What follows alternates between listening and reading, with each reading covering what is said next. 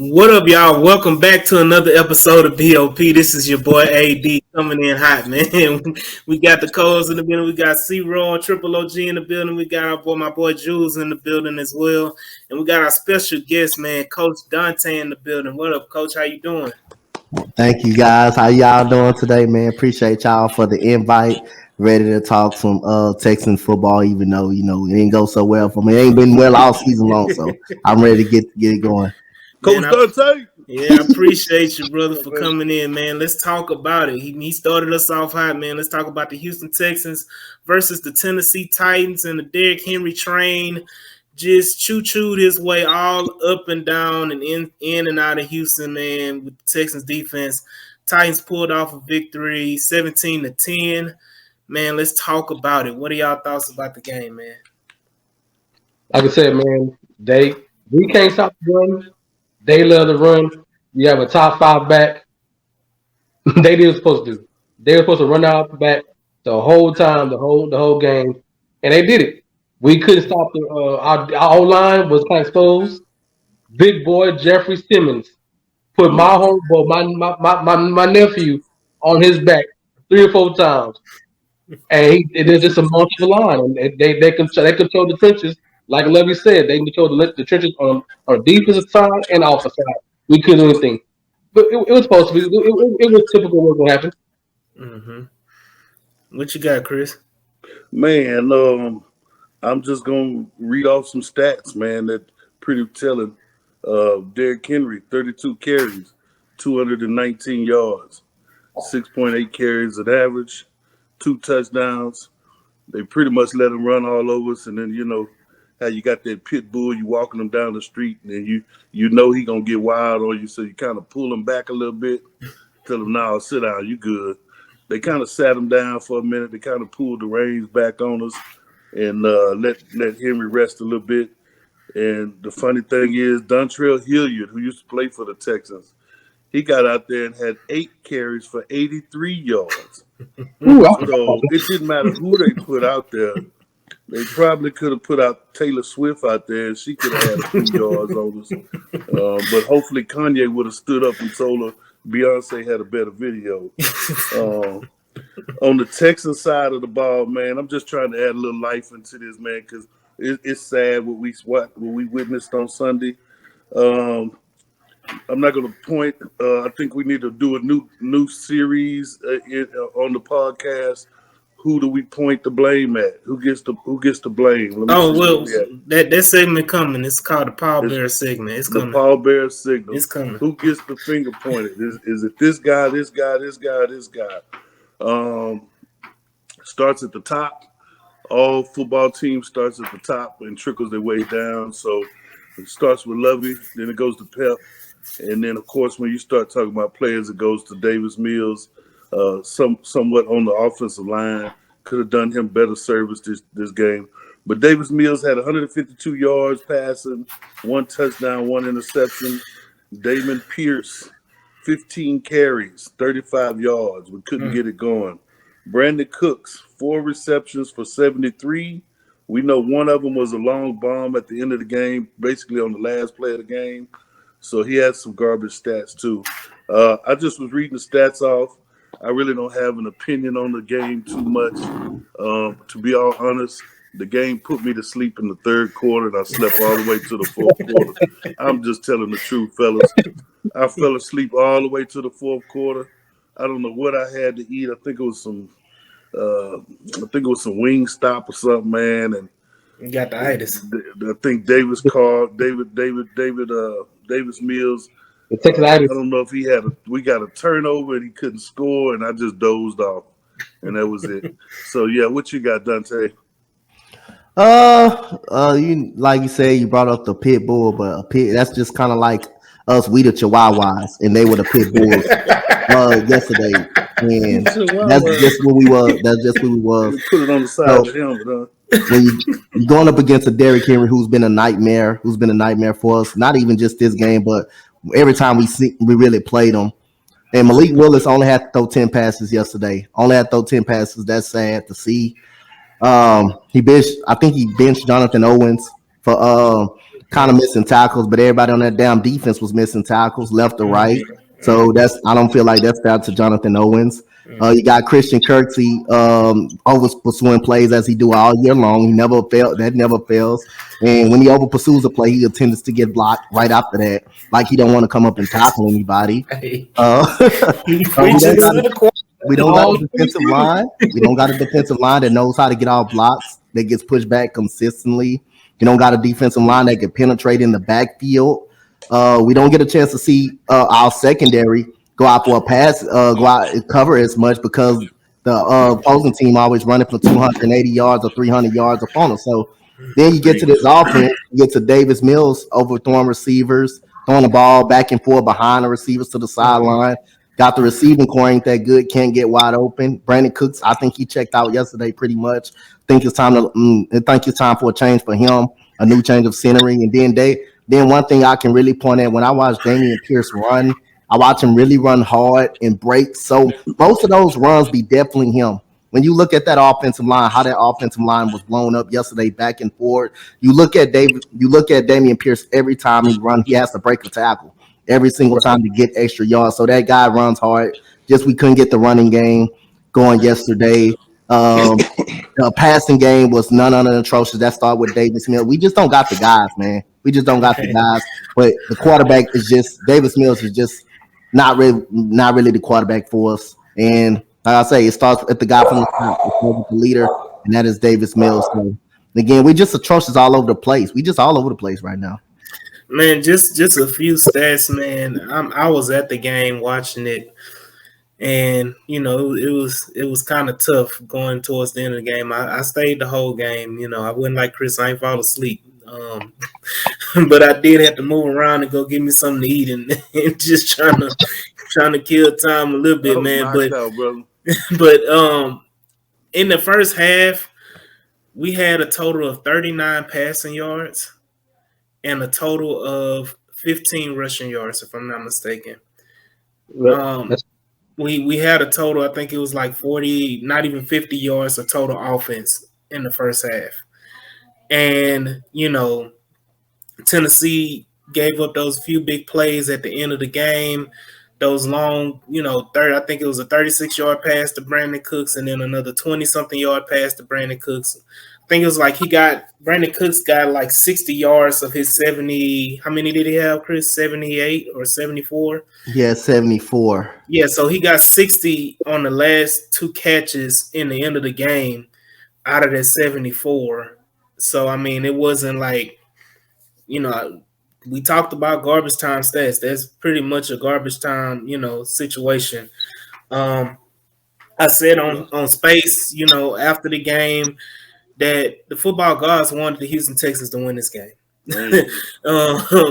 We got a missed field goal after we had an offsides penalty. They gave them 5 extra yards closer to the field goal, and they still missed the field goal. Right. Then they, on the ensuing punt from Houston, we punted the ball and they fumbled the ball on the punt return in Titans territory.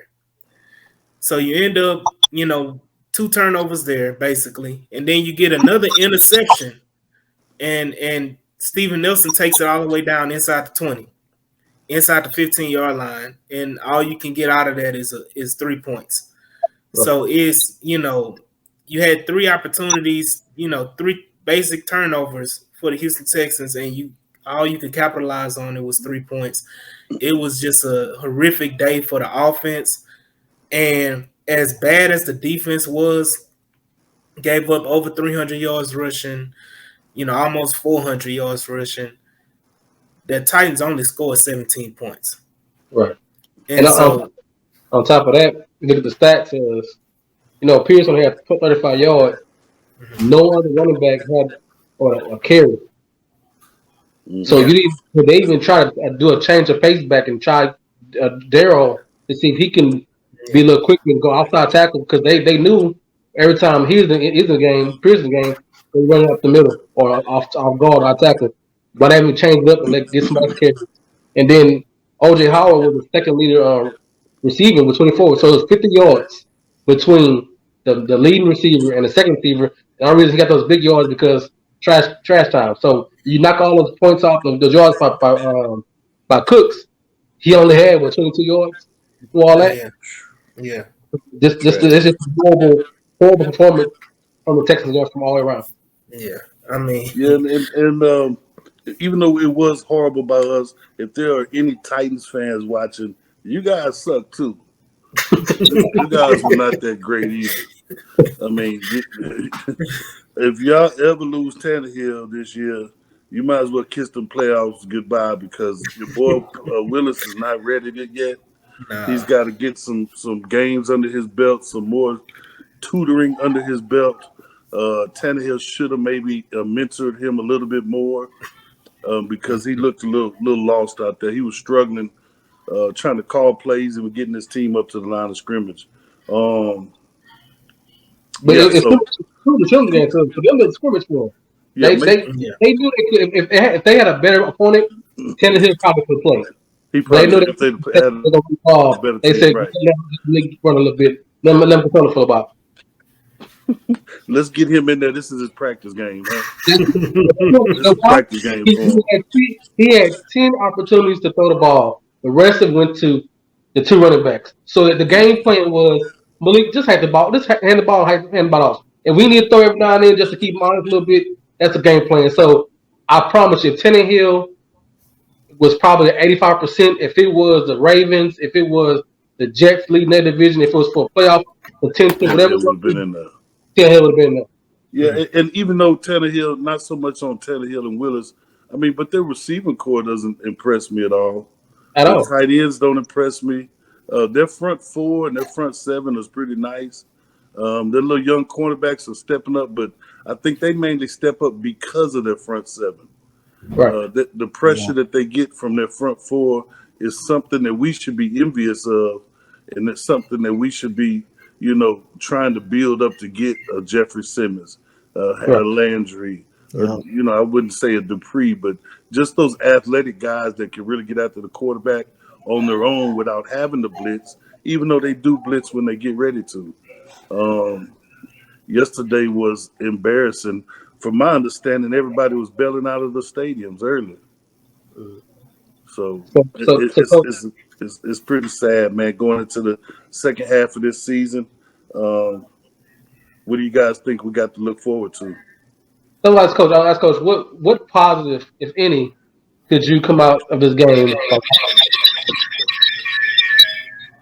Uh, Sorry about that, I'm guys. not sure I can kind of name a positive that can come out of this game. Well, really, the positive that I said was Jalen Petrie. Jalen Petrie Yes, was solid. He came up, he chased down Derrick Henry off of a yes, edge rushing play. He was all over the place, getting his nose into things.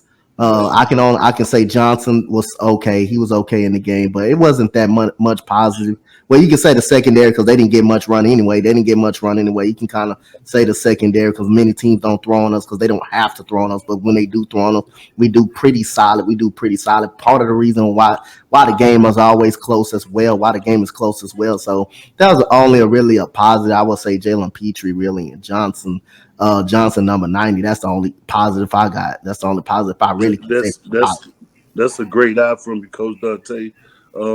Jaleel Johnson came back. Yeah, Jaleel Johnson. Yeah. Jaleel Johnson came back and really showed up and showed those young guys how to play in the front four. He attacks the line of scrimmage like you're supposed to, and that's a real good eye, Dante. What, yeah, what, what about what about Chris Harris? Has he improved? Who was that? Second game, Harris.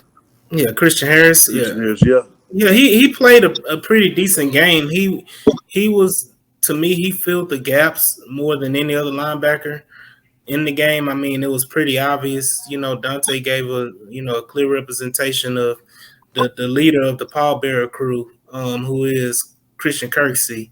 Um, he just he showed that he's already better, even though he needs to mature a little bit weight wise, mature a little bit in the game, learn the game a little bit more.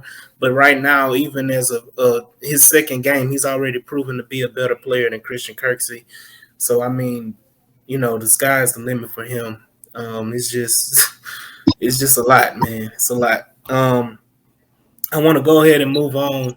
Do y'all have any more final comments? Because we're about to move into the next segment. Anybody got any final comments on this game? But like Dr. Coach said, the leading tacklers on our defense are two rookies, Parrish with 5 and Petrie with 5. Yeah, I mean it's You don't have any self-explanatory. offensive positives. Right. No, ain't no offensive positives. No, Well, don't just all say it together now. no. If I had to pull one out, it shows how important Tunsil is to this offense. I'm listening closely. I'm about to see what you about to say. I mean, the one sack of Mills, one of the 3 sacks of Mills that the Titans had. One was when Mills just kept going back and back and back until that was when we kicked the field goal. No pocket, no awareness, no pocket presence, just backing up. You're supposed to go forward, not back up. yeah, you can't go on Tunsil because he ran right into the guy. Go towards the end zone, not go back. The other way. Yeah, the other way. He had a clear time if he went to the left. He could probably got 5 yards if he just decided and go. But he'll kind of back the pocket backwards into Tunsil's man and got a sack. So he came back to Tunsil. But Tunsil has been playing up to his caliber all year on. So That's we talked about a positive, man. Let's go ahead with this negative to our next segment. We call it the Pallbearer segment, man. Let's get into it. BOP presents who is the Pallbearer for the week. So we got the Pallbearer segment, man. This segment here highlights who is taking the Houston Texans down, the Houston Texans corpse down the road to their final burying place, which is the end of the season. These are the players that have been playing horribly, especially for the week. If y'all want to say for the season, but we can name players, position groups, coaches. It's your choice. The world is your oyster when it comes to the clusterfuck that is the Houston Texans right now. So I'm gonna lead it off, Dante. Coach Dante, go ahead and give whoever you want to give for Pallbearer of the week. Well, I gave up my 2 as a hint. I just talked about him earlier. It was Christian Kirksey. All year long, he's been doing the same old thing, same old little thing, nothing new. He just bring it every single week. He gonna do it this week too. Now he's a terrible shedder coming off the blocks.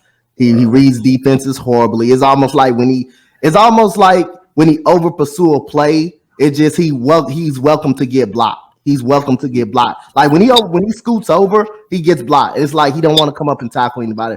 So that leaves Jonathan Owens in the safety group wide open to get tackles. And no safety, no cornerbacks ain't kind of built to hit no running back. So like he's been like this all season, the same shit every single week. It just never fails about Christian Kirksey. And then his coverage skill, we're not going to get into that. We already know how that is. That's the reason probably Veruja Hill got cut because of that. And same reason he should have been the next one got cut up on that one. So I'm going to go with Christian Kirksey. He's been doing that all year long. He's consistent. That's one thing he's consistent at. He's consistent and doing that, and he's consistent hitting somebody after they get a first down. That's the 2 things he's really, really good at.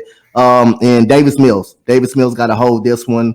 I mean, I thought I was going to see a little bit of improvement, but again, Davis Mills is just not it right now. He's just not it. We can get a quarterback in the first round, early in the first round. That can be on the table. I know that can be a discussion between the coaching staff or whoever is the GM. That deserves to be in a discussion now. So again, Davis Mills got to hold this one. Unacceptable. If the ball, it was a slant route that Philip Dorsett was running. He threw the ball behind him. The ball was in front of him. Dorsett has a chance to make the play. Several throws. Pocket presence is just horrible. Like we just talked about when he was backing up. If he steps up in the pocket, probably got a shot, but he never steps up in the pocket, really. He never just steps up in the pocket and just feel the pressure, really. He just sits there like a sitting duck. He's backing up, and the defense man just gives him a hug, gets him a welcome on the ground. So those are my 2 guys for the week for the weekend. All right, go ahead. Who wants to go next? Jules, Chris? Because I got a big list. Go ahead. I got one because my understanding the team is I just watch the boys play. I have no expectation of the team, but there's one cat that I've always been super supportive. He's my nephew. I think he's going to be an All-Pro, In 2 years from now, he's going to be the best guard in all NFL. But last game, got your ass whooped by a grown man, and that's Kenyon Green.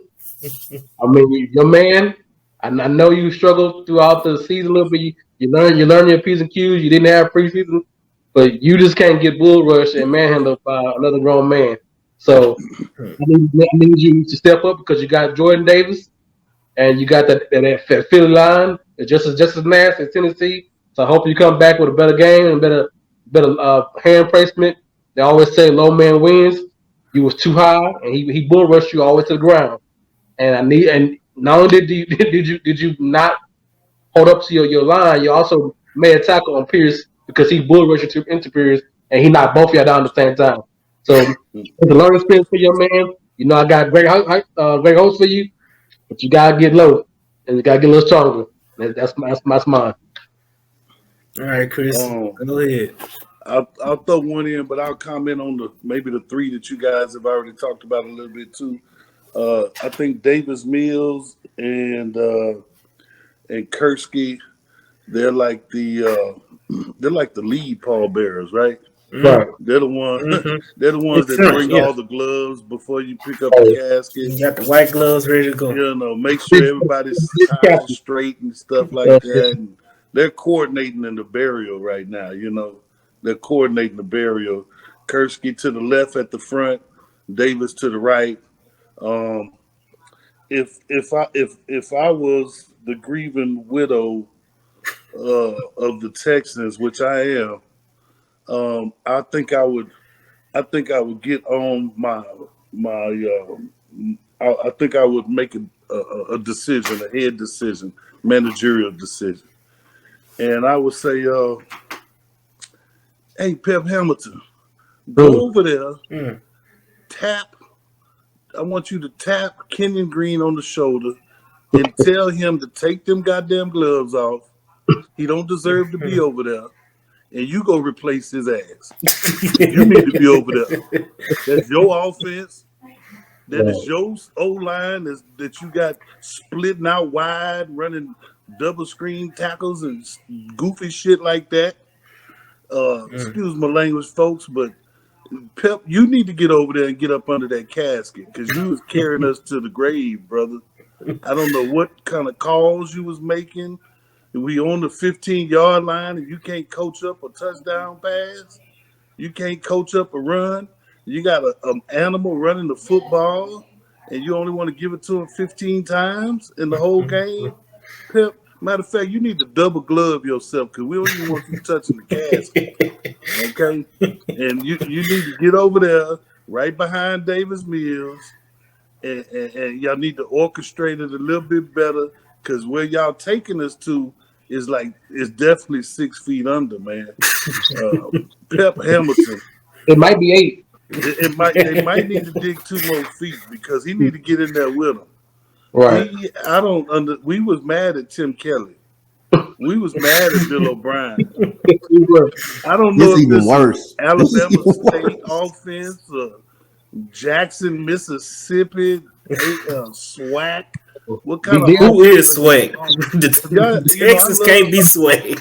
I love HBCU college football, man. I love to watch it. And when Thanksgiving come around and you sitting at the table and you turn on the TV and Southern and Grambling are there and they playing, what you watching the game for?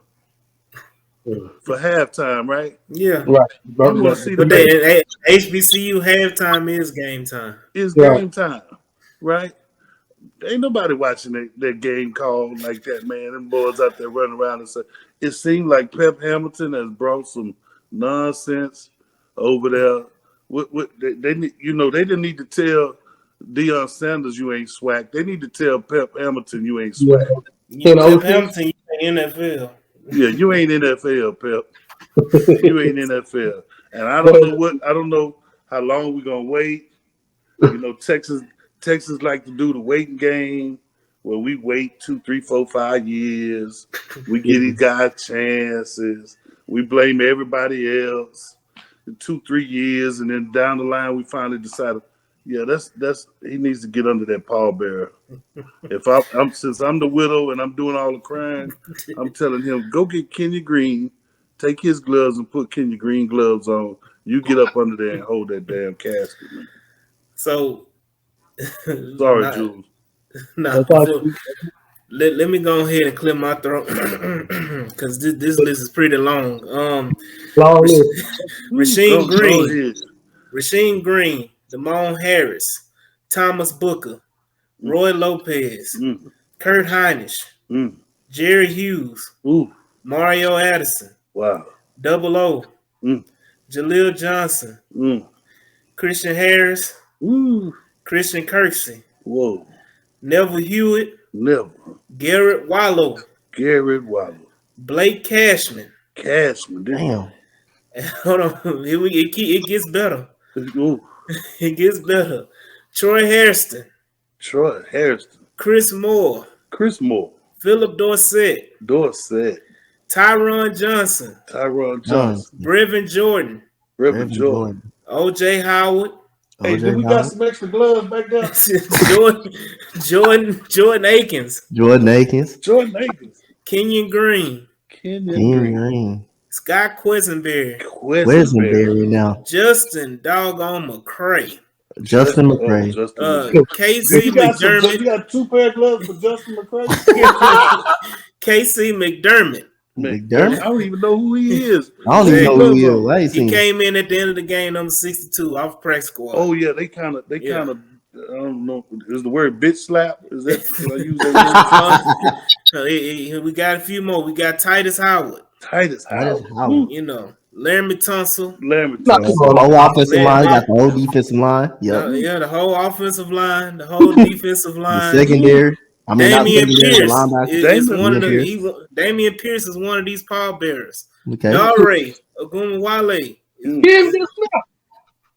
Dare saw a few and he didn't do nothing with it. He right along with it. Rex Burkhead. Of course, Rex Burkhead. Yep. And last but not least, surely but not least. Hold on, I got a few more. Cameron Johnston. Taimi Fairbairn. John Weeks. Oh, John Weeks. Oh, we the long snapper? John Weeks got to go too. You got to hop on up under there. It's a team effort. And last but surely not least, the great long neck Jesus, Davis Mills. Davis Mills, long neck is on this pallbearer list. And the whole Houston Texans. Hold on. Well, I forgot them. 2 more important people. Lovie Smith. Go ahead and dust that beard off and go ahead and put them gloves on too. And Pep Hamilton, Frank Ross, and doggone Miles Smith. And whoever the quarterback coach is, he got to go. The running back coach, all of them, Danny Barrett, all of them got to hop up under the casket and ride along with it and take this casket, take this corpse on down by the east side, by the riverside, and go and lay it down. You got everybody but the secondary. Everybody but the secondary. The secondary don't even go. Yep. The secondary, they get a spad, but you know what? Jonathan Owens for getting benched. You go ahead and hop under that casket too. Eric Murray, go ahead and hop up under there, man. MJ Stewart, you did nothing, sir. You was there for nothing. You get under there too. Go ahead and Steven, I'm gonna give Steven Nelson his credit because he got the interception. He saved it when he's found a way to not be under the casket as a pallbearer. Derek Stingley, brother, you gotta go under the casket too, brother. I think Stingley and Petrie and Nelson are the guys that are singing at the funeral. No. Stingley got his too because it was a couple of plays where Stingley got bitch slapped by. I know. I saw. Yep. I definitely know the play. Because of that, go ahead and pop your ass. Who did get bitch slapped by? Derrick Henry. It was Derrick Henry. Yep. That was probably when you were asleep. I was out. Yep. He got him. Yep. Post Stingley. You need to get Stingley, man. water boy. You know how I put all back there, man?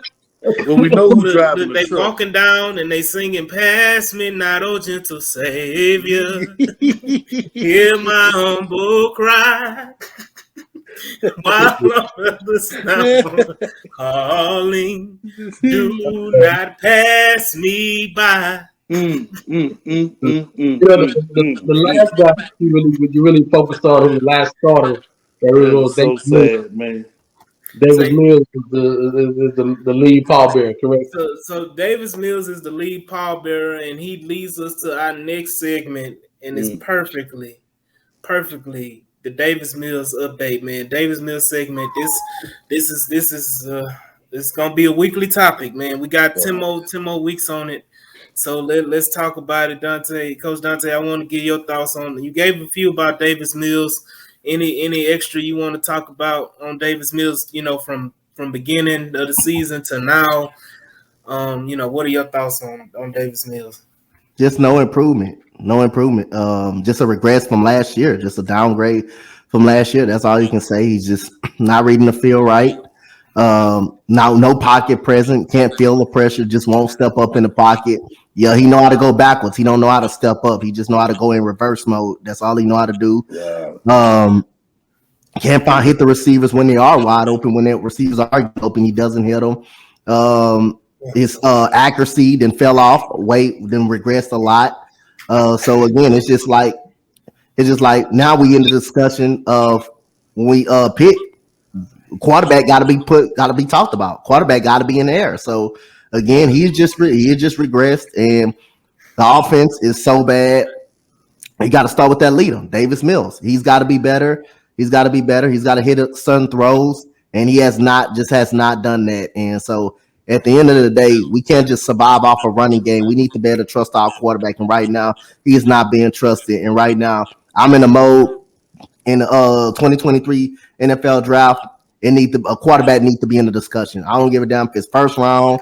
I don't give a damn if it's in the first round. I don't give a damn if it's top two. Quarterback needs to be in that discussion, and everything else needs to probably almost go to defense, go to on the defensive side of the ball. If we have to get a receiver, we can get a receiver as well. I know we need all positions in the NFL draft this upcoming 2023 draft. All positions is need to go, and especially the quarterback position needs to be talked about. We need every position in the damn draft this year. So coach, I know all three of us have done this Mills watch for the last 10 weeks. Last year, I have yet to change my opinion to Dave Mills from first season. I said, give the man a chance.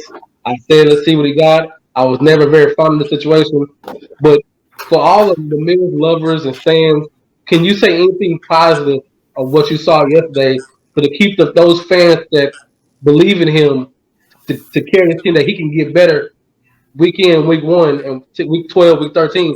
Do you see anything that you can put your head on and say he's getting better at something? Well, No, this go this ahead. this is what their claim to fame this week is, that his roll out of the pocket on off platform throw to Brandon Cooks that got us down to the 3 yard line or 2 yard line with 20 seconds to go, with Tennessee playing prevent defense. Nobody, you Got a know, camera. You mean in you the know, 59th minute of the game? yeah, in the 59th minute of the game, he made a pass. That's been their claim to fame, that his one or two NFL caliber high profile throws a game is what keeps him alive. But I'm go ahead, Chris, because I Yeah. got something to say too. I think what happens when you start talking about guys that are in love with Davis Mills and hold on to the hope that nobody should talk negative or point out any of his downfalls as a third round project quarterback. Those guys, if you ask them to give a positive about Davis Mills, the first thing they're going to do is give you a negative about somebody else. Right. So they will you will ask them, well, give me a positive about Davis Mills, and they will tell you, well, if the O line blocked better, Right.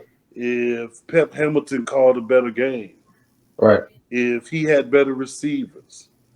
And for a lot of people that know football, if you need everything to be perfect in order to see if you're a good player, a good quarterback, then you're not a good quarterback. Mm-hmm. Good Yeah. quarterbacks make other people's better. Right. They Right. improve the talent that is around them by leading them in the right direction. And I do not think he has that leadership ability. He's such a good guy, a quiet guy, that he doesn't take charge of the offense, of the huddle, of the playbook, of his teammates. I mean, because you can be that guy and not win, and I can still follow you, Yep. right? Right. I can still trust you, like Coach Dante said. If I don't trust you, I'm not going to play for you. I'm not going to give Yep. my all for you. Yep. And same things go with the coaching. If you don't give me your all and you don't take it upon yourself to question certain plays or question certain timing of plays or position of your players, then I'm wondering to myself, do you really care? Can you lead? And how much more time do I need to sit here and wait on you to mature into that guy? Because I will admit, not all quarterbacks will be boisterous. Not all quarterbacks are gung ho and scream and yell and all that. But great quarterbacks usually play with an edge, Right. and I just don't see that edge on Davis Mills. Um, we've watched him regress instead of progress. Um, sure, Davis, Pep Hamilton could get better, but Pep Hamilton was there when he was playing last year. So the Davis Mills watch, hey, I'm watching them out the front door. And I kind of want to bring up one more point for what you said and what made Sure. me think about this. I know we're not going to compare these two people, but I'm just giving a thought process of what you are saying. Like if you are a great quarterback, you just make guys better. And that remind me of one thing. When people talking about Davis Mills, I'm always going to revert back when people say, "What has Deshaun Watson have done?" We didn't have a great offensive line. But Deshaun Watson mobility, his ability to move up and get up out of the pocket and buy time for the wide receivers to get wide open, that's part of a definition of a great quarterback. You saw right away when Tom Savage struggled his ass off week 1 against Jacksonville, you saw Deshaun Watson's impact first out of the first half. Touchdown, right? Immediately comes in, Mm-hmm. beats Cincinnati, a great defense. Comes in, he almost out pinpoint Tom Malik. Brady. He almost out That's right. pinpoints Tom Brady. So that's kind of the impact that we're talking about. And Davis Mills have failed. He has regressed. And like I say, I just think it's time to be right now in the discussion to talk about a quarterback, whether if it's in the first round or either. I don't care. It's just time to talk about a quarterback in that situation. And right now, he's just not getting the job done at this point. And Great before we point. jump into what quarterbacks and the quarterback watch for next year draft is, can we stop using the excuse that he is his draft class? We can honestly say that nobody in his draft class is doing anything really productive to say well he was the best or the second best in draft class. At this point, you cannot use that argument to pump up Mills to being any kind of quarterback because he's no longer his draft class. Last year you can keep saying that well his draft class is he's rookie.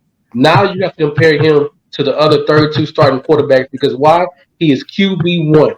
He was QB1 in the beginning of the season. He was QB1 at the end of last season. He had all season to know what he was and how he's going to do, and you have to compare him to his counterpoints who are QB1s.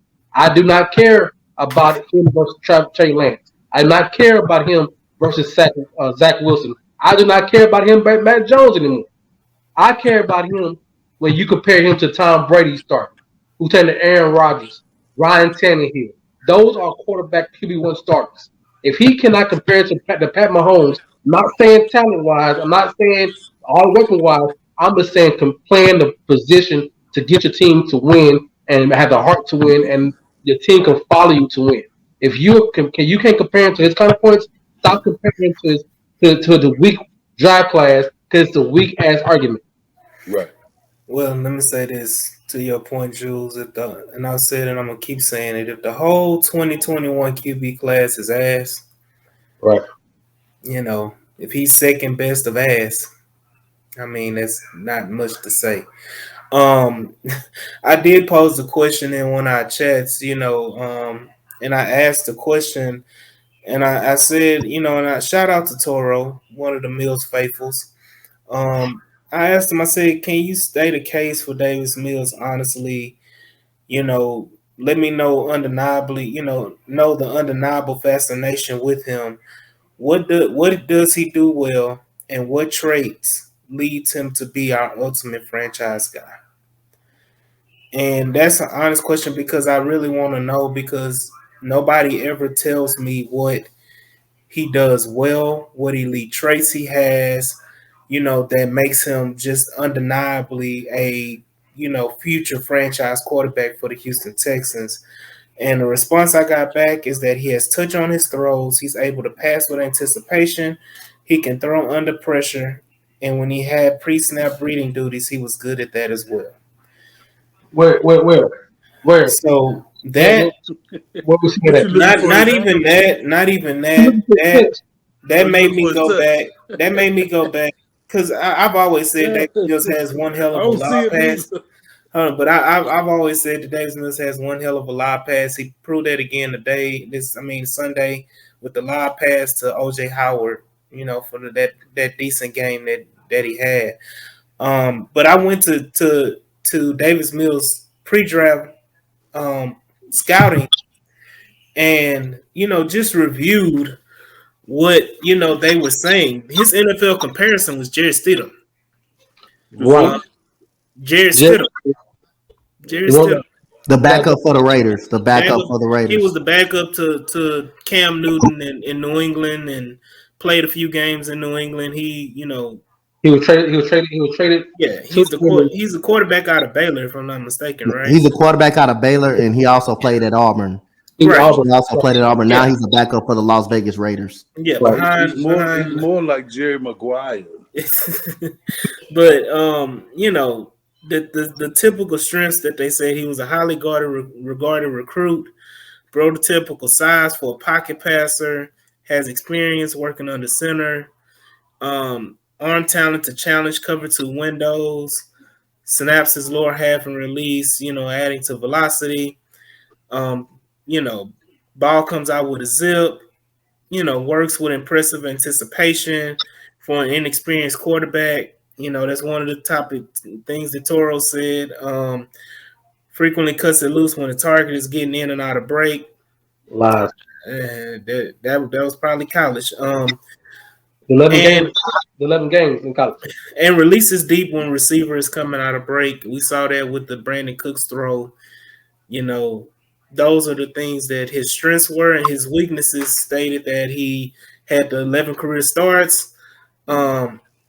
Surprisingly low touchdown total relative to attempted passes, below average pocket climb and mobility. Mm. I mean, we saw that. We saw Check. that. Needs to read route combinations and allow them to mature. Check. I said that last week. Modest operation time to load and fire. Check. Poor ball placement eliminated touchdown opportunities. Check. Has tough time coming off a primary read at times. Double check. We saw Double that check. the whole season. We've been seeing that the whole season. Double check. That's right, Coach. Needs to develop eye discipline to hold safeties. Check. Mm-hmm. Been consistent all season. Yeah. Too willing to fling ball into populated coverages. We ain't never seen that one yet. He too scared to make a mistake. And this below average escapability from pocket pressure. Yeah. We seen that yesterday. Check. Play and then last one plays with some alarm from pocket when internal clock goes off. Yeah. So, So they cannot act like this is Pep Hamilton doing this to him this was Davis Mills in college. pre-scouting, analysis of him. And this is me not even reading his pre-scouting analysis or until today. And it surprised me when I read it that all of these things that they said about him coming into the NFL ring true, and he has not shown any improvement on those things. And to me, it's starting to become now that last year, the end of the last 5 games was more of an admiration than what is potentially his norm. Right. And I said on last episode, and before on Spaces, I need Davis Mills to have a fucking attitude where you just go out there and play football. Yeah. He had a little bit of that in the Raiders game. And I don't know if the pick 6 did something to his mental psyche or whatever, but he came into this game totally defeated from the get-go. He didn't show any confidence. He didn't show any poise. He didn't show anything that would lead to him being at least halfway decent or even have a repeat performance of what he had in Las Vegas. So what happens? Here's a question that I want to pose to you guys, maybe a statement too for the Mills, the Super Mills fans. There's gonna, I mean, you know that Pep Hamilton has tried a lot to try to help him progress in some of those areas that he was struggling in, and he was struggling them from college. He came and played with Tim Kelly last year, and he struggled with those with him. Pep Hamilton sat on the perimeter of the coaching staff in the quarterback room and saw it from afar. And this year he's trying to help him. He just went through a bye week, so he spent extra time with Davis Mills trying to help him again. So I'll say this: what's going to happen this week in a short bye week or short game week when we go out there and an overpowering team like the Philadelphia Eagles puts up 30 points, 27 points in the first half. Second half comes out and Pep's like, hey, I'm going to try something different.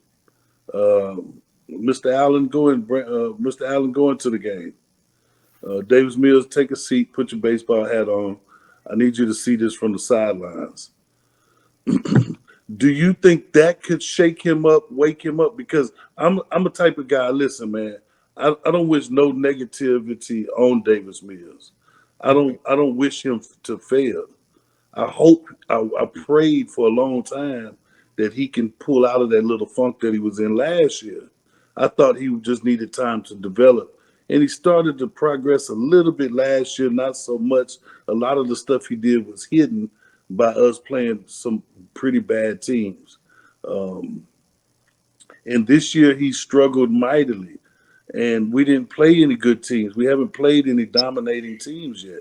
Mm-hmm. So my question is, how the Mills fans going to react when they sit him down? Is this going to be a situation where they just explode and say, F the Texans, I can't believe they're doing this to my quarterback, I give up, and then start talking so negative? And then also, as far as on the field, do you think it could have a positive effect on Davis Mills where he sees himself finally in a competition for his position? Or does he see himself in a situation where, okay, now I'm taking a look at it. I'm watching. What is our backup quarterback's name, Brandon Allen? Kyle Allen. If they see Kyle, Kyle. If they see Kyle, if he sits on the sideline and he watches Kyle Allen throw for a little bit of yards or go with it, if he does good or bad, when you're a quarterback and you finally get to see on the sideline this guy you sit in the meeting room every day go out there and do what you do, it kind of maybe can open your eyes to see, okay, that's what I've been missing. That's what the coach has been talking about. That's what my family's been talking about. That's what other people have been trying to help me with. So could that pulling him out of the game against the Eagles change that? And what does that do for fans if he does get pulled out? So you're gonna do this pattern every time he struggles. We're gonna pull him. That's why. Well, I mean, he haven't got pulled all year. I mean, they sat him down last year. No, they brought back the veteran last year, But he was struggling though. He was struggling 2 games. He did start, and they said, but it was more on a here comes our healthy veteran coming back. We're gonna put our healthy veteran who lost his job due to injury. but yeah, people forget Tyrod Taylor wasn't lighting it up either though. Yeah, I'm not saying that, but that's just decor in the NFL. You don't lose Yeah, your position over injuries, yeah. And right? you And know, I'm not saying that Tyrod was a hero. I'm just saying they knew that the kid wasn't ready yet, and the only reason he stepped in and played anyway was because Tyrod got hurt. mhm. And if you remember, David Culley said it multiple times. Well, Tyrod is our quarterback, and you don't lose your position over injury. So that's kind of a different thing. This time, he's losing it to a true backup quarterback. Yeah. And Tyrod wasn't a backup quarterback. Well, I'm just saying, what would y'all think the effect would be for Davis Mills? I mean, anytime he gets a break, we saw in the bye week he had time to sit back and kind of correct some things, and he came out guns a blazing in the Raiders game. But then you go back week to week. There is no more bye weeks. There is no more time for him to sit back and kind of observe, what's going on and kind of sit and have time to kind of recalculate and get yourself together. I don't want any excuses.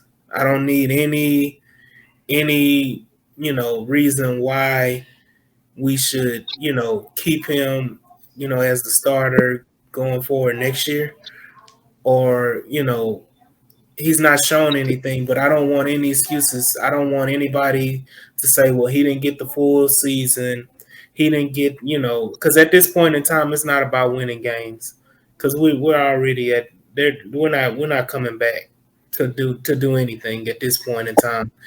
um so it's a lot of different things, but no, let Davis Mills play it out.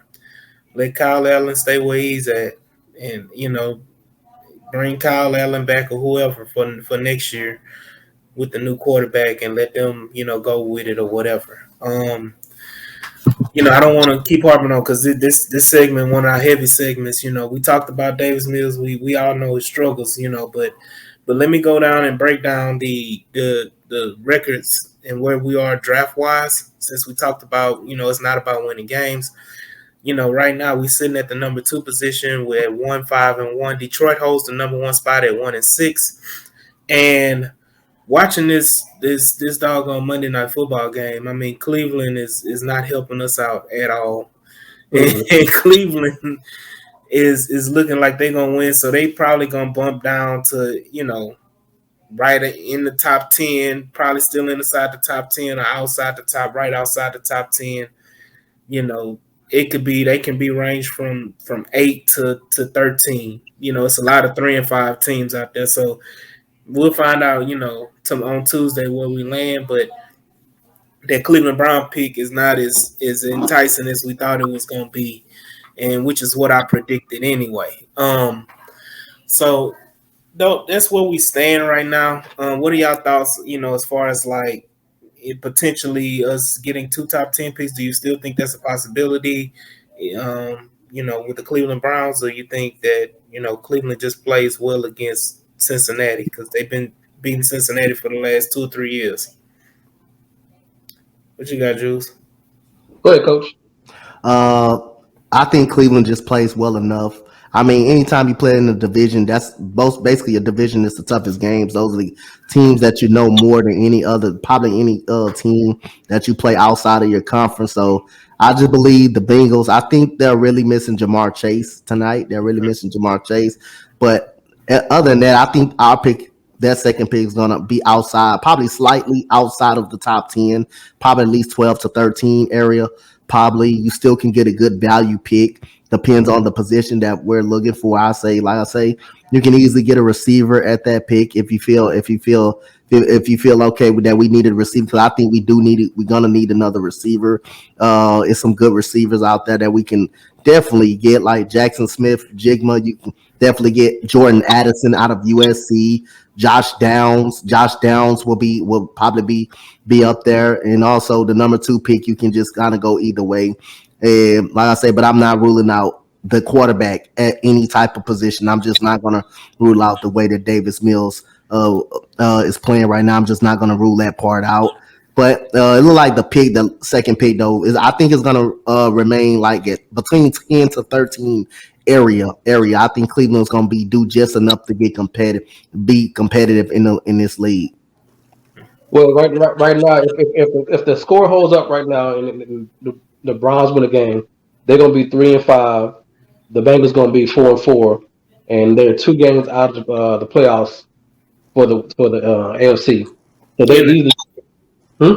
no, go ahead. You're right. So they can leapfrog the Raiders. They can probably beat the Broncos. The Colts not really strong. The Patriots are probably going to come on strong pretty soon. But that window from 8 to 13, that can they can climb up. If they're going to win streak because Chubbs and Hunt, who may or may not be traded this trade deadline, and hopefully for their sake, for Watson to come in, they can really elevate the team going forward. So we have to just kind of wait and see on that one about the second pick of the Browns because it can be anywhere from 19 to 10 if they play if they what they're playing. Chris, you got any thoughts on it? Yeah, I kind of missed the question, but I think Yeah. I was talking about the standings from what the Browns are concerned and Mhm. some of our draft picks. That pick for the Browns. As I say that, it looks like the Browns just scored again. Right. I think we're all hoping that the Browns was going to continue that losing streak, but their running game is a powerful running game, and if Brissett can just be a serviceable quarterback, they should be able to win a few more games. I'm not sure how many. And then when Deshaun gets back, as much as Texans fans can't stand the fact that he wanted to lead the team and he had to go through what he went through to lead the team and all the stuff that we went through because of that, he's still a top 5 quarterback in the NFL. And when he gets back, they could actually, if you look at the schedule, AD, maybe you can pull up the schedule for the Browns. Yeah, I mean, I think the game before us, they play the Buccaneers, then they play us, and then I think they play the Bengals, the Ravens. But the rest of those games are pretty winnable. They could maybe possibly go 7-0, 6-0 when Deshaun gets back. Looking at their schedule, after this Bengals game, they're on a bye. Then they go at Miami, at Buffalo. Loss. And then they play Tampa Bay they can beat Tampa Bay. They can beat Tampa Bay, and then they play us. That's they can definitely win. Then they play at Cincinnati. Right. They can beat Cincinnati. And then they play Baltimore.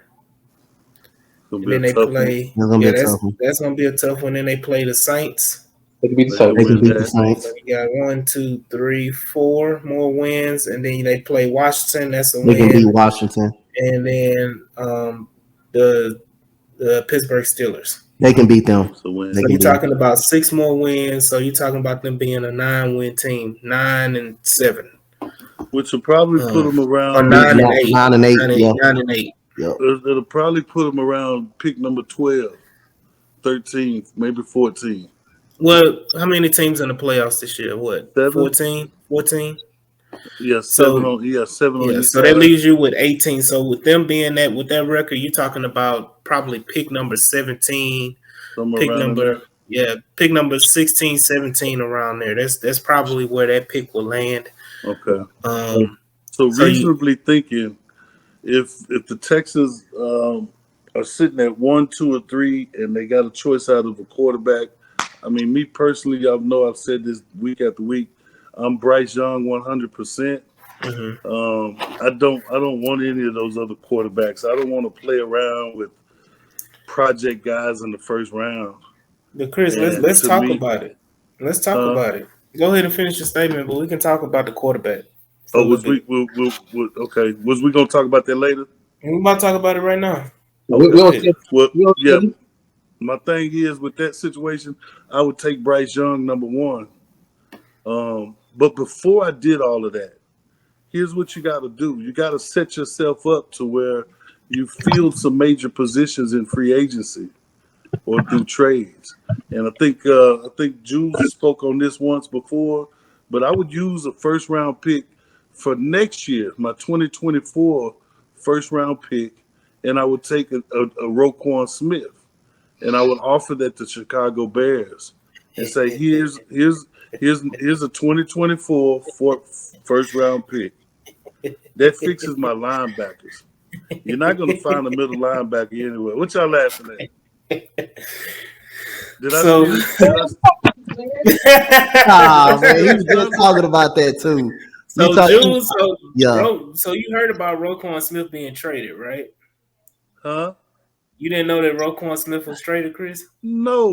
He went to the Ravens. He went to the Stop Baltimore. lying. I swear he got traded to the Ravens today. Y'all is lying, man. Breaking news: Roquan Smith got traded to the Baltimore Ravens for a second and fifth round pick in the 23 draft. You got to be sick. So that's why Jules is upset. This April Fool's at Halloween? No, this Nah, ain't it's not trick-or-treat. April Fool. You look This it up. ain't He was trick-or-treat. traded This- today. this- Early this I'm morning, he gonna was put cereal traded. in his throat. Yeah, you got to get them ESPN updates, Chris. Add it to your Roquan, phone. you got to be kidding me. For a second round pick, bro. And a Second fifth. round pick. In a Second fifth. and a fifth. Yeah. A second and a fifth. And so, but A let's second get round back. pick. Let's get back. I'm gonna let Chris read on it, but let's get back to the man. quarterbacks. Let's talk All about right. the quarterbacks. I'm still getting rid of Kursky. No, he gone. Hashtag he gone, man. So hashtag he gone. So Yes, tell me sir. this. It's Levis. Yes. Tell me it's- this. Is Deron Payne gone too? No, he ain't gone yet. He's still on Washington, but you got the four quarterbacks. You got Bryce When Young. they meet you up got and do this deal at the liquor store or something? Golly, they just slid this one on me. A second round pick? I lost it. I lost it on the chat line, on Twitter chat line. I lost it. I was calling people all kind of names. I cussed out Quan. I cussed out Barrett. I was mad. So I'm trying to get back to my Woosah moment and not worry about it. So it's Hooker, Oh, it's Levis, oh. DJ Stroud, and Bryce. Oh. Let's go. It could have Man, been. Nick It could have been Casario more. need to get him some white gloves because his ass is on Casario. Oh my God, bro. Yeah, A second and a fifth. Mhm. A second and a fifth. Hey, Second and a let's not forget when it first a broke. second I and a try second to and let a it go. When the news first broke on preseason game number 2, I kept telling everybody, Roquan Smith, the guy you want to get. Nah, it's gonna cost you 2 first. Khalil Mack, he is not an edge rusher. He is a middle linebacker he's outstanding in run stopping. What is our number one problem? Fucking run stopping. Can he cover? Pick 6, damn the guy pick 6 against us when he played in week 3. Everybody kept saying, "Oh, you need 2 first, a third." No, you need a second round pick and maybe a later round pick. I fucking called it. Y'all didn't want to hear me when I said it. He fixes so many of your problems, and he gives you that veteran top dog. He went to Georgia. He know how to play. He know how to run defense. A second round pick, and you still kick your 2 first. Roquan Smith. And you seen we seen it for ourselves. He impacted that game against us like it was no other. He impacted the game on the defensive side of the ball on us like it was no other. He dominated that game. He wrecked our game plan just how it was on the defensive side of the ball. He was all over the place. He wrecked our game plan, so we saw that for itself. This is like breaking news to me, man. And you can easily and to keep on the draft scenario. If you did trade that second and fifth round pick, and the Cleveland Browns dropped him to 19, you still had the boy out of Clemson, the D tackle from Clemson. He's just as good, maybe not great as Carter, but he's just as stout. Okay. You got your linebacker, you got Harris, and you got Brees. So in the first round, if you're still at 1, 2, or 3, you got to get your quarterback, right? Right, and then you get your D tackle. But you're not gonna get Jalen Carter after that. But you can get Priest from Clemson. You can get Breesy, you can get Miles Murphy, Miles Edge. Murphy. Yep. You Y'all can know get who I like. Y'all know who I those guys will that's definitely be there. crazy. I'll Okay. apologize for going off though. I apologize. I No, had bro. Nah, you I good, know you man. was going off because you was one of the main one talking about it. Oh, I'm sorry, Jules, man. Mhm. I'm so sorry, dog. It's got me shook right now, bro. Are you you serious? break it down, even if you break it down, the Ravens' second round pick is gonna be what? Late first round pick, Third, right? yeah, it would have been like two. Late It'd have third, been like late the it's gonna be a late second round 60th pick. pick almost. We're gonna give you a damn near a first round pick. You couldn't. That second round pick would have been it, and you ain't included What? fifth round pick. Did I'm we done. even make an offer? It's like Chris. The problem I had was especially with the chat. It was Yeah. even the entertaining of it. It was all about, oh, Will Yeah. got do it. We can trust Nick. He wasn't worth it. He's talented. Oh man, You can't just think you can't put a 25 whole years old. team with You a ain't gonna whole bunch find. of rookies and second year players. You need a lead dog. He was your lead dog. Yep. You're not gonna find anybody in the second round better than Roquan Smith. Thank you. That was my Nobody. whole point. Not You can this year or next year. And hey, he's you can 25 years and old. they forget he was number 10 pick when he came 8. out. Number 8. And I think he was like even hurt a little bit. Okay. You Well, know, my dream has been crushed. So So let's go back to the first pick.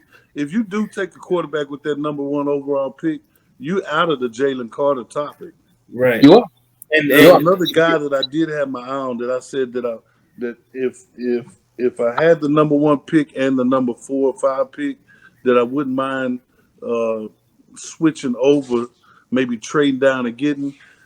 I starting to like the Tyreek Williams. Is that his last Wilson, name? Tyree Wilson. Wilson. I'm Yeah, starting he's to a like the power that he possesses. He is like really an explosive, overpowering, quick, aggressive guy. yeah, And I he think I like him better than Felipe. I yeah. like him better than Breesy. I like him better than all the other The I only like him better than Murphy. the only thing with Tyree is that he is undersized. He Well, he's is 274. right, but I That's mean, not right. too small at the end. That is, Rasheem Green is 280 something, and How look much? how slender he looks. Tyree is not that he's 270; it's the fact that he's 6'6", 6'7". Tyreek, Can, he's long with it. He's can, long. He has long arms, and I know him very well because he's a former A&M player that transferred to Texas Tech. So I've Yeah, been following him since he was in high school. He is a definite, player on that edge, got but it. he's going to go late first. right. He's going to Yeah, go so late that first. if you got that 18th pick, that's somebody you can target. That's somebody, but is he that great at run stopping? He's I he's think so, okay. man. When I watched him last week, he was dominating that old line. Yeah, but I watched him on he's gonna be purpose. the edge though. Now he's not gonna be He's the not hard. in the interior, and No, now But the he did player, play on the interior. but yeah, not in the NFL. You won't pay interior. no, he's gonna play on the edge all He's day. gonna play on the edge, but he can Right. handle them guys on the interior. I'm gonna catch a play and see if I can send it to you guys. Yeah, Who did they play last week that I wanted to watch them? Because it was two defenses that was good. Was it Baylor and Texas Tech? was it TCU I and think it Texas was Tech? I thought Baylor and Texas was Tech. was it And TCU? I watched the big nose tackle, the big Who he Hawaiian play guy. for? Yeah, Texas Who? Tech, Texas Oh, it Tech. was Baylor. It was Baylor this Yeah, week. It was yeah, Baylor this week Baylor that and they Texas played. Tech. yeah. You know, I know Chris don't want to talk about him, but Hendon Hooker has been playing He's pretty his good. behind off, and he's gonna if he keeps it up, he's gonna win the Heisman Trophy, and he's not going to be one of the top guys.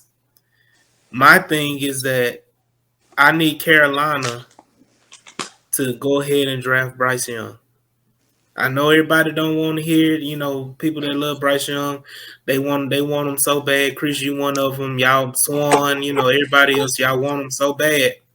but I need him to go to Carolina so that we can get a Jalen Carter with the second pick. And then at that number 18 pick, get us Hendon Hooker and put him in that number 4 jersey. And we got a number 4 hooker. In the words of Mike, we got a number 4 hooker.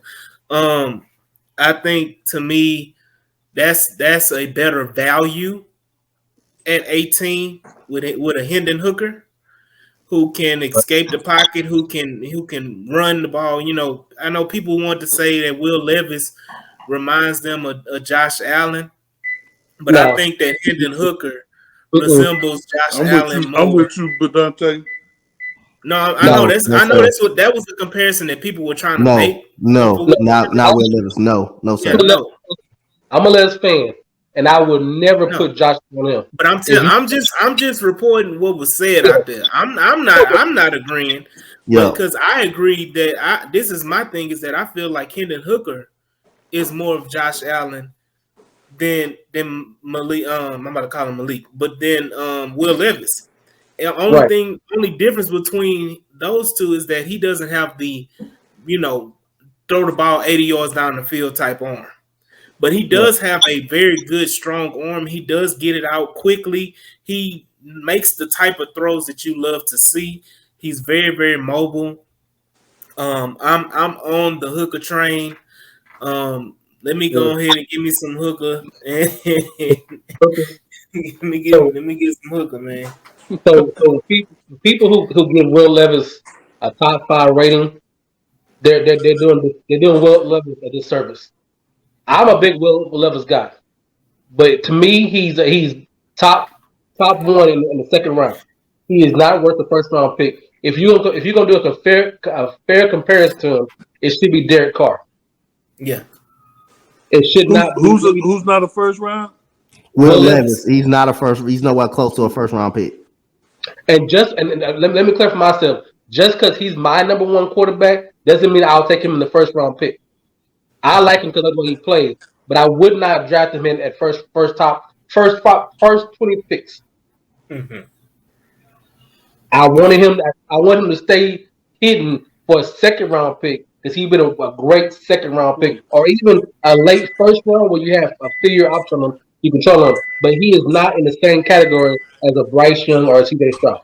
That is, and they're doing a kid disservice. Yeah, I agree. I mean, he had all the hype because he had a pretty decent year last year, and people were expecting him to make that jump, but it just hasn't, he hasn't put it together. He had a little hand injury, another injury, and it kind of slowed him down, but he hasn't put it together. And in the big games, he's been kind of non-existent. That was one of the things I want to talk about with Davis Mills. As much as people were talking about making fun of Will Levis, he only had 98 yards and this and that. Davis Mills had 39 yards at halftime.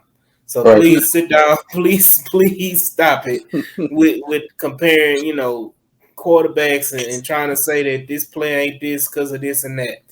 But and Will Levis is throwing to kids that going to graduate as doctors and lawyers and school teachers. Gonna be attorneys. Wide receiver core, and that's all he has right now. So, like I said, Will Levis should not be drafted before the 15th pick. Will he though? But and we all agree that he shouldn't. He will. What Will Levis is going to do? He's going to get to that scouting combine. He's going to get in those private workouts. He's going to throw the ball 65, 70 yards on those, roll out deep passes. He's going to run a 4.5 or 4, low 4.6, 4.5. Hell, he may even run a 4.4. And he's going to show he's going to have the adequate height. He's 6'4", going to be about 225, 230, and he's going to fit the profile. And based on that, teams are going to fall in love with him, similar to the teams falling in love with Zach Wilson, similar to teams falling in love with Trey Lance, Trubisky. And Trubisky, all of those different things, the same. They all gonna fall in love with Will Levis, and he's going to go. This the type of year. He's going to go. He gonna go, but let's not put Trubisky on him. Nah, well, I'm just Trubisky, saying, but I'm saying He's just the because same situation though, right? no, he no, started 2.5 years. Trubisky No, only started. Trubisky had a good what was it, sophomore year? No, he didn't. Yeah, he did. He did pretty They went decent. 13-3 his sophomore year. They went 13-3. but he didn't He, play. He wasn't the quarterback. he was. I'm He just was the saying. quarterback. His What I'm sophomore No, year. saying hold is, on. You talking about Trubisky? Mitchell what I'm Trubisky, yeah. saying, yeah, what I'm saying is Trubisky came out Oh, of nowhere. They wasn't even talking about Trubisky until his final year that he came in. When They he were talking. came in that final year, he looked pretty decent out there. He was strong. He can run. He can throw. He was scrambling. He's a big strong young college kid, and he They were talking catapulted to the front of the thing because he had the complexion for the correction, right? And he catapulted to that position. I'm not so knocking the kid. I'm not saying he was bad or anything, but he proved to not be worthy of that pick. That's well, what's going on with Will Levis. let's get it. Let's get it straight. His sophomore year, he only threw for 555 yards passing. So he must Well, have that's what I'm hurt at saying. that His time, I final think. year, he Yeah, did he pretty didn't. I good. don't think that sophomore year when they went 13-3, he would because I think But he could you leave that wasn't light on? the 13-3 year. I think was his junior year, the year that he went to the NFL, not his sophomore because he didn't play. He was a backup his first 2 years. He only threw for 459 yards his freshman year and only threw for 555 his sophomore year. It was his senior year where he threw for 3,700 yards and Right. That's 30 what I'm saying. touchdowns, and his So junior year. so I'm he sorry. came out of nowhere. Same thing with Will Levis. He's Will coming Levis out of nowhere. Well, Will Levis threw for almost 3,000 yards last year. I Yeah. haven't seen Will Levis do anything this year. Well, you got to look at it too that he played for Kentucky. So Yeah, I mean, before he come out, he was a highly rated quarterback coming out last year. yeah, That's his name's out there. That's why when Kentucky was ranked in the top 15 because of Will Levis. yeah. Well, y'all go ahead and draft him, and you're gonna I see didn't that. say draft him. No, Chris. we I'm not. just saying. No, I'm Look, just saying they can go ahead and draft him because he is going to be a disappointment. I I'm don't not. want to do this. We get into this part of the season, and really after the season is over, and you're going to start people trying to figure out every reason why not to take Bryce Young. I'm Because not saying. Bryce Young has I'm not proved. saying take Willis over Bryce Young. No, I'm I know not you're saying not saying that. I know you're not saying that. I'm just saying, not you. I'm yeah. just saying the media, fan bases, they're gonna try to figure out every reason they can find to not take this guy. And in reality, you can strip him down to his underwears and make him run to 40, and he's still gonna be that guy.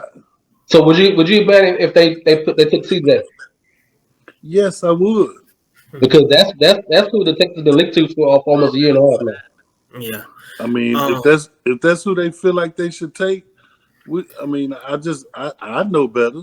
just know that the Houston Texans were in attendance in that Tennessee Alabama game. Right. So just know that they got a first hand look at Hendon Hooker and they Yeah. got a first hand look at Bryce Young. Yeah, they did, They and neither know, one of them failed. yeah, and they know what they're gonna do. But that leads us, into one of our final topics when we talk about the confidence in Nick Casario Mm. and Lovie Smith. What are y'all thoughts and confidence on them so far, and what do you think is gonna happen? When the season ends, and what are y'all predictions on that? Well, I go first and make it quick. Yeah, he just disappointed me with this damn Roquan Smith stuff. So I'm giving a big finger point to him. I don't know what's the deal with the love fascination with Christian Kursky? What don't you understand about? It's hard to talk free agents into signing with your team because we're not a destination yet to sign with us. It's hard to get these guys a free agent, so you have to go get them in trades. You have to trade for them and get them here and then sign them. You're not going to be able to go talk these top notch guys into coming here. You trade for them. Before you trade for them, you sit down and you say, "Hey man, we are going to trade for you, and we're going to make you the highest paid linebacker in football." And that's what we're going to do. I'm Yeah. pissed off because he let that slip away. But go ahead. Coach, what you got?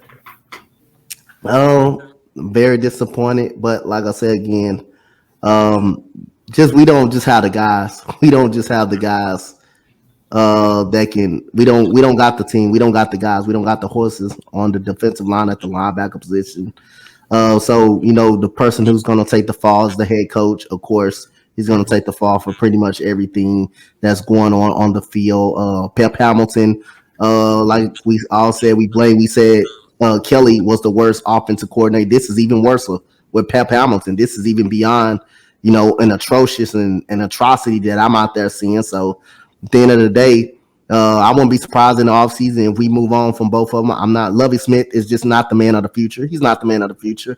I think at some point we're going to move on. And I wouldn't be surprised if it's this year. But at the end of the day, we got to look at the product that we got on the field at the end of the day. And we just don't have the guys that can win consistently, get off blocks consistently, shed blocks consistently, tackle consistently. And we don't have the quarterback that can throw it consistently. We don't have the receivers that can get open consistently. So at the end of the day, it's a dumpster fire. And at the end of the day, it's going to fall all on the head coach. It's going to fall all on Lovey Smith. So I won't be surprised if Nick after the season just fire him, and just get some new young blood up in here. Would not be surprised at all. Yeah, and I mean, just going back. I mean, we're talking about all the things, the issues you talked about, coaches. Is Nick Caserio's doing? All but maybe a handful of players on this Houston Texans roster are products of Nick Caserio. So he plays a major part of what's going on the field, as well as Coach Lovey Smith. I'm up, and I've said this, from months ago after he was hired and everything, the Deshaun Watson thing and everything. Lovey Smith will not be fired by the Houston Texans. Lovey Smith will retire, and he will be promoted into the front office. That will be Lovey Smith's destiny, manifest destiny with the Houston Texans. But that has always been my thought process. But him and Nick Caserio are a big proponent of what's being put out on the field, and they should be held. Their feet should be held to the fire for what's being presented, to the fans and everything. They tried to rebuild the fan base. They said, good talk. Cal came out and cooked hot dogs and hamburgers and tried to make us feel good and everything like that. And at the end of the day, it's just window dressing, and it's just putting sugar on shit. And at the end of the day, it's still shit. And that's what it's gonna be. At least for the rest of this year. And just speaking on that, man. Speaking of the rest of the year. Well, Let's go ahead. I got one thing to say. Go ahead. Maybe the Roquan Smith trade to Ravens is not going to be all that the Ravens do. Maybe they inquire about Brandon Cooks. Maybe they think this is their last chance with Lamar Jackson. They said they did come out and said they're not done. So I'm assuming by their saying they're not done, the next move may be the receiver position. And I pointed this out earlier today as well, Chris. I think the Ravens, they need a receiver, and I think Brandon Cooks will be actually the receiver I would target if I'm the Baltimore Ravens, actually. Mm-hmm. That's right, man. That would be a good place for him to go. Yeah. He runs hell of 5 routes, and it's just the capital. What would they give up in the capital is what they just gave up their second round pick. Are they willing to be aggressive and give up their first round pick, or give up a third? What are they willing to give up? That all depends. Third and a 6. Yeah, but I don't think they're gonna give up that's their whole draft. I don't think they would do that. I think my thing is that I don't want them to say, "Oh, we'll give you a second round pick in 2024." Or something like that, That would be good. It'll be cool, but I mean, like you need something immediate, And so, whatever. That's why I think the Rams is a very, very high potential. I think it's already been kind of smoke screened, especially now with the Cooper Kupp injury. It's been kind of smoke screen that he's him. I think right now I think it's a battle between Green Bay, who lost Christian Watson. Right. In the last game, and so I think it's about between Green Bay and the Rams, who are in the thick of the NFC playoff picture, even though they're both 3-5. They're in the NFC. They're in the heat of in the middle of the pack. So one more weapon or something like that could push them into the playoff, and all bets are off when you get into the playoffs. Yeah. But speaking of playoffs in the NFC, let's talk about the Philadelphia Eagles, who is our next opponent. And we about to, this gonna be real quick in a hurry. Y'all go ahead and give y'all thoughts on what y'all expect and what y'all predict in this game going forward. On Thursday night in a few days, man. Coach, you can lead us off. I expect the same thing. Sorry about the laughing, but I expect the same thing that happens against in Tennessee. I don't, like I said again, they got the best, probably one of the best offensive lines in football. So the defensive lineman gonna get pushed the hell back consistently. They could add Kareem Hunt in the trade deadline because that's who he mostly lead to. You got Miles Sanders who's been running crazy. We got to deal with AJ Brown who's catching the ball over top of the people's head and just doing this and pointing at you. You have to deal with that. You have to deal with Devontae Smith on the outside. Then we go to this defense. You have to deal with Robert Quinn. You have to deal with Jordan Davis. You have to deal with Reddick. You have to deal with all them dogs. You have to deal with Sweat. You have to deal with Fletcher Cox. Fletcher Cox, Graham. You have to deal with them. Then you flip to the secondary. You got James Bradbury over there. You got Darius Slay over there. Our receivers can't get wide open. So that's stirring the pot a little bit. Then you got CJ Gardner-Johnson. What else we have to even break down and really explain? So I wouldn't be surprised if be over with in the second half before halftime. I wouldn't be surprised. Yeah. What you got, Jules? So me and Chris gonna agree on this one. We thought that the Texans should have paid a little extra for Bradbury instead of Steve Nelson. Mm-hmm. I think that'd have been if we were good with Stingley and Nelson, we've been even much better with Bradbury and Stingley. I don't think the game's gonna be a blowout. I think they're gonna, because it's a short rest, I think they're gonna do what they gotta do and get by there. Yeah. I think it's gonna be once they get to so many points, they're gonna put the foot on the gas. They want to keep everybody healthy. They know they got a good push to go playoffs. I don't think they're gonna be 55. I saw 57-10. Once they get 25 points, they're gonna really kind of load out because they know we can't school against that defense. They know Davidson's not gonna hold up against that pass rush. He's not gonna pass in the secondary because they played a great man-to-man coverage. Their safety is probably the weakest part of their secondary, but you got two corners you can cover, and you got line to get at you. Jules, Philadelphia allowed to have 31 points in the first quarter. And in the second half, they're gonna run. No, not even the second half. I'm talking about first quarter. They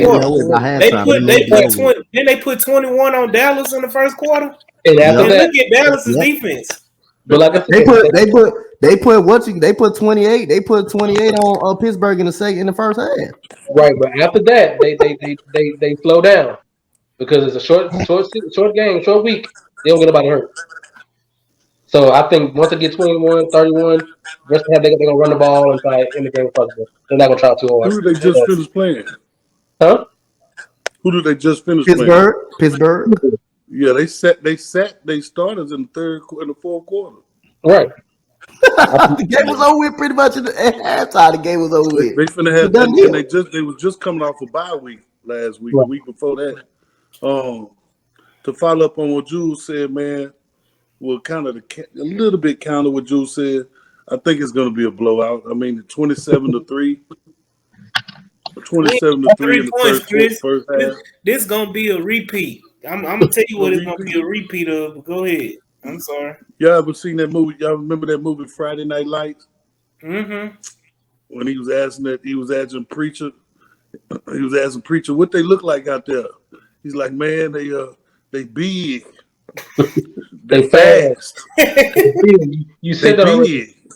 You said that already. Because it's true. That's what's going to happen, man. They're going to ask them Texas players with Petrie and Stingley, the rookies, what's going on out there? Man, them boys fast and big. Why we ain't got nobody over here like that?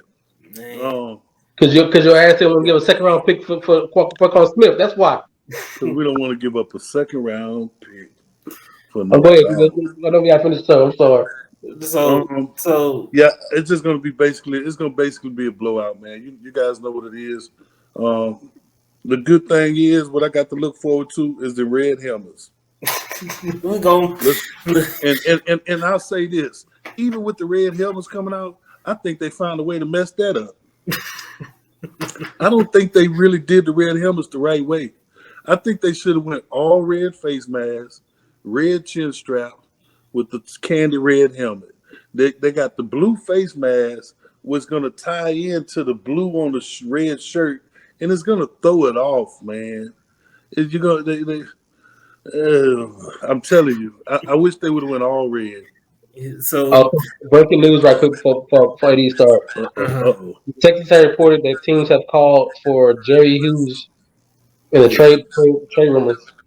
A 6-round pick. Huh? You know Nick loves 6-round picks. But Jerry Hughes and Texas have both agreed that they will not. He is not for trade. He picked Houston because he went to TSU and he's close to home.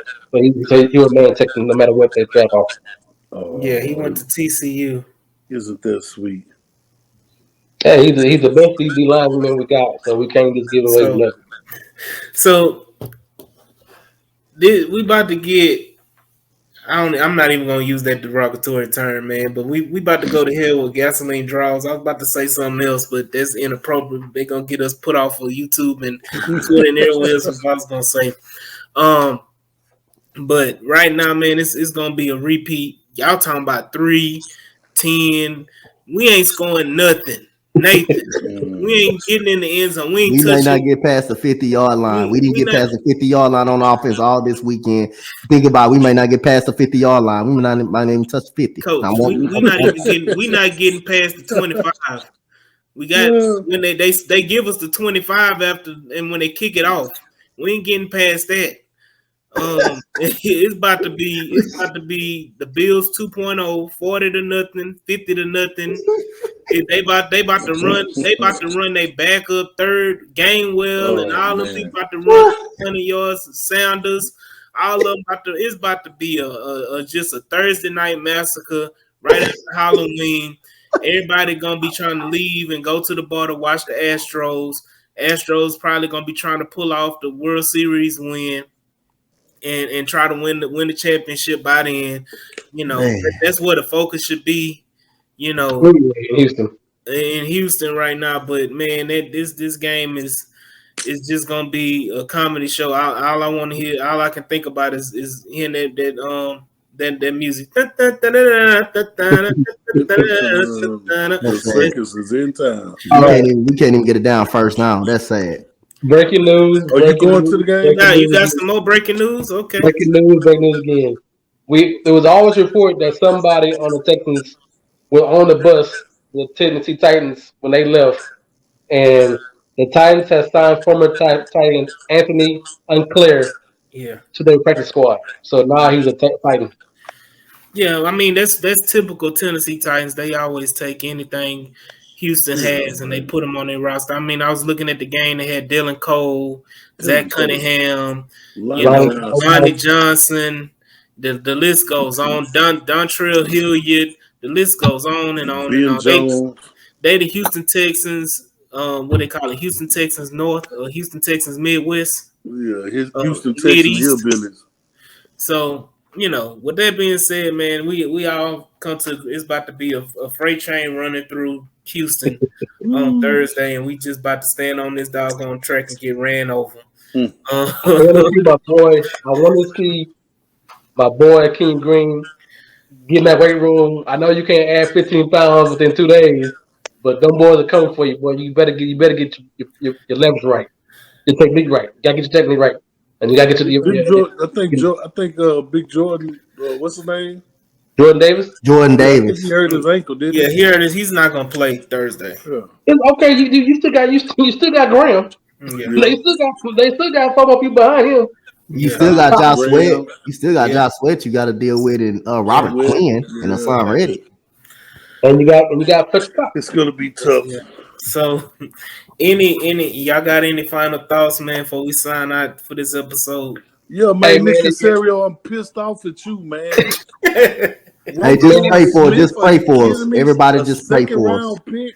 Just A pray second for us. round pick. Come on, man.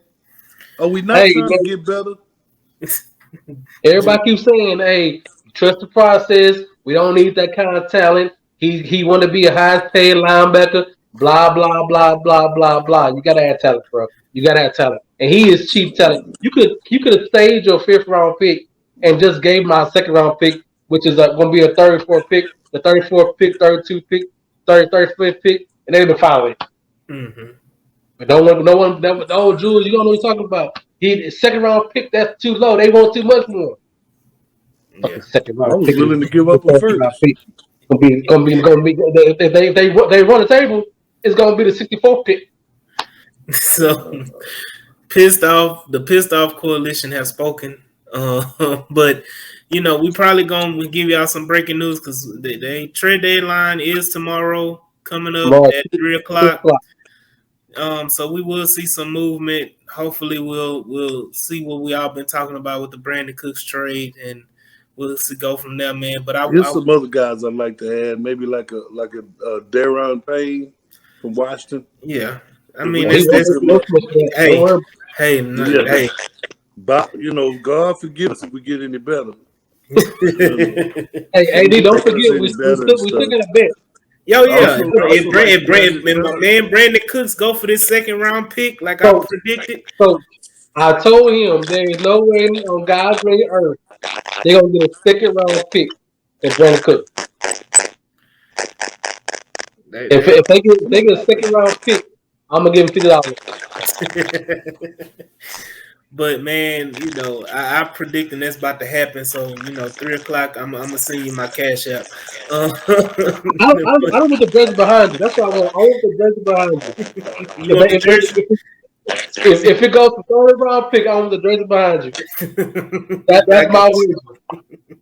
I got you. So, with that being said, man, I want to thank Coach Dante for coming in, man, blessing us with his knowledge, his acumen, man, and his his thought process, man. I want to give you a hand clap, man. Thank you for Thank coming y'all in, so man. I much. appreciate you, man. But this has been, another episode of BOP. This is your boy AD signing off. We got the triple OG C-Roll in the building, fumbling Sideways. and bumbling and don't being the OG that he is, fumbling, bumbling with that phone and camera. And I want to thank Jules, our other co-hosts, man. But I appreciate y'all, man. Y'all go ahead and like, share, and subscribe. Look down at the ticker. Go ahead and follow Black on 713, follow Booty 60, follow Roy Texan Fan, follow Jeff Bear 80, and please follow Coach Dante 31. Check out his podcast. He does quite a few of them, man. Dante, Coach, if you want to give out your YouTube and your Twitter and everything like that, go ahead and do it before we sign off. Y'all know, man, I'm Coach Dante 31. They don't call me Coach for a reason. I coach in actual real time, real life. So Coach Dante 31 on Twitter and Coach Dante on YouTube, man. Honor and bliss to be up here with Texans fans and get to know more Texans, Rockets, Astros fans. It's an honor and blessing, man. Something I always wanted to do, but it's an honor and blessing for you guys to invite me on. So I appreciate that. Man, You see the mic? Of course he ready. He stay ready. You see the mic he got on? Hey, he ready. Look at the dude out there is ready. Appreciate it, Coach. Man, but after that, man, like I say, we signing off, man. It's been another episode of BLP. We'll holler at you next time, man. Peace. Indiana.